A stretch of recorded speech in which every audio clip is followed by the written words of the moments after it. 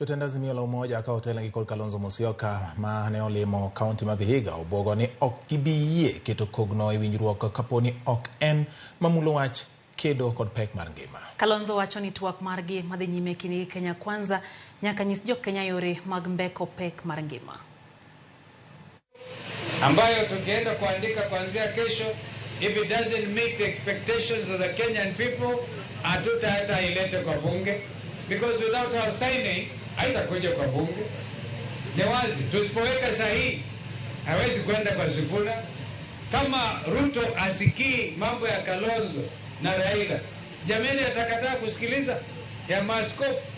They even say repeal. They are very clear. Walikuja mbele yetu, if you remember Eugene, repeal the Finance Act. Wamesema hiyo. Kurepeal ni kutupilia mbali.